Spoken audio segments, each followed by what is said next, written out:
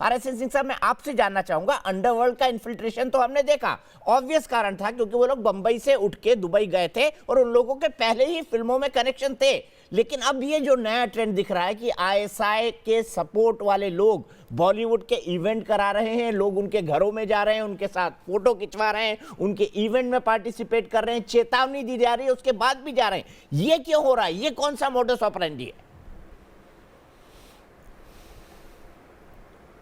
नहीं, देखिए, हम इसको यूं कहें कि आज़ादी के बाद से ही जो पाकिस्तान कनेक्शन था बॉलीवुड का, वो बहुत डीप था, इनबिल्ट था। और कुछ लोग जो पाकिस्तान नहीं जा सके क्योंकि उन्हें ये शक था कि एक मुस्लिम कंट्री में कला की शायद इतनी कदर नहीं होगी, वो उन्होंने प्रोग्रेसिव राइटर्स एसोसिएशन और प्रोग्रेसिव आर्टिस्ट एसोसिएशन उन्होंने ज्वाइन कर लिया था। कई लोग थे उसमें, कई जेन्युइन लोग भी थे, लेकिन कई उसमें प्रो पाकिस्तान लीनिंग्स वाले भी लोग थे जो कि प्रोग्रेसिव राइटर्स एसोसिएशन की आड़ में वो सारा काम कर रहे थे। अब आपको मैं ये बता दूं, जैसे आपने उसके बाद से, उस समय आईएसआई की स्थापना नहीं हुई थी, लेकिन हाजी मस्तान के आते आते मतलब वो काफ़ी, वो जो गहरा लिंक बहुत गहरा हो गया था। और आप देखें कि अगर आप ये संजय दत्त की बायोपिक देखें तो उसमें सुनील दत्त अपने आप को बहुत बड़े सेक्युलर आदमी कहते थे और हिंदू मुस्लिम भाईचारा के बात करते थे। और वो शादी के पहले, आप वो बायोपिक देख ले, वो जाके उस कूड़े करकट हाजी मस्तान से उन्होंने परमिशन मांगी थी जाकर कि हमको, क्योंकि वो उन्होंने ऑब्जेक्शन डाला था कि आप मुस्लिम लड़की से शादी नहीं कर सकते। और उसने तो वो वहाँ से वो बात शुरू हुई। उसके बाद आप देखिए, मैं कुछ चीज़ें आपको जैसे बोलता हूँ, दुबई का आपने जिक्र किया, ये कहाँ कहाँ ये लोग कमर हिलाते थे और कौन कौन से लोग, आप उनका सारी तस्वीरें हैं। मैं तो अपने बच्चों को शुरू से कहता हूँ कि ये लोग देखने लायक भी नहीं है। जो आदमी एक अंडरवर्ल्ड के ट्यून पे जो डांस करे और वो करे, उसका वो क्या कलाकार है? वो कलाकार के नाम पे मतलब धब्बा है। और किसका फ़ोटो है दाऊद इब्राहिम के साथ? गुलशन कुमार का एक थ्योरी ये भी है क्योंकि वो भजन बनाते थे, बाकी और कई कारण होंगे। आप दीपक जी, आप देखिए पिछले 3 दशक में आप 1-2-2.5 दशक में एक भजन बता दीजिए जो कि बॉलीवुड में वो अभी तक कंपोज किया हुआ है। और उसके पहले का आप ट्रैक रिकॉर्ड देख लीजिए। लोगों को ये धमकी मिलती है पाकिस्तान, आईएसआई और दाऊद द्वारा कि तुम भजन नहीं बनाओगे गानों में। उसके बाद आपने देखा ये 93 ब्लास्ट, उसमें बॉलीवुड का हाथ।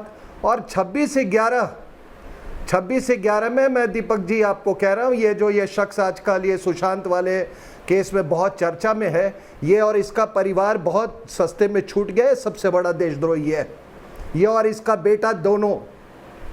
उस समय कांग्रेस की सरकार थी, ये बच गया। अभी भी इंटरोगेशन हो, ये आदमी 26 से 11 में इसके हाथ रंगे, ये इसका बहुत बड़ा हाथ था। तो ये पूरा का पूरा बॉलीवुड। अब आप एक बात बताइए कि हमको आज़ादी मिली थी और आज़ादी में आपको मालूम है कि एंटी मोगल सेंटिमेंट्स भी बहुत ज़्यादा था, पाकिस्तान का क्रिएशन हुआ था। तो पहली पिक्चर आप जबकि उस समय जो कुछ लोग जो मुस्लिम एक्टर्स एक्ट्रेसेस थे वो हिंदू नाम इसलिए उन्होंने रखा था क्योंकि उस समय पाकिस्तान बना था, तो एक भावना अलग थी। जो एक इतनी बड़ी पिक्चर तैयार होती है भाई, ये मुगले आजम। तो ये कनेक्शन जो है पाकिस्तान का, और ये पाकिस्तान, ये सब, ये आप देखो ना, लाहौर से कौन कौन से लोग यहाँ आए थे। और जो भी यहाँ लाहौर में आया, वो जो भी हो, उसका दिल कभी लाहौर से दूर गया नहीं वो। और हमारे एक प्रधानमंत्री भी थे, उनका भी दिल बड़ा धड़कता था लाहौर में। उन्होंने, हमारे तो 2 हुए हैं ना, उस पार से आए हैं। अभी ये सीएए का विरोध कर रहे हैं, लेकिन 2 आए उधर से और उधर प्रधानमंत्री हमारे यहाँ बने, तो उनका भी लाहौर के लिए बहुत दिल धड़कता है, तो इनका भी। तो ये कनेक्शन बहुत पुराना है, ये बहुत पुराना, इसमें कोई हैरत की बात नहीं है। और देखिए, मैं तो हमेशा कहता हूँ ये बात कि दाऊद का तीन जो एरेनाज है इंडियन नेशनल लाइफ का, एक है बॉलीवुड, दूसरा क्रिकेट और तीसरा पॉलिटिक्स। उसमें बहुत बड़ी पैठ है इस आदमी की।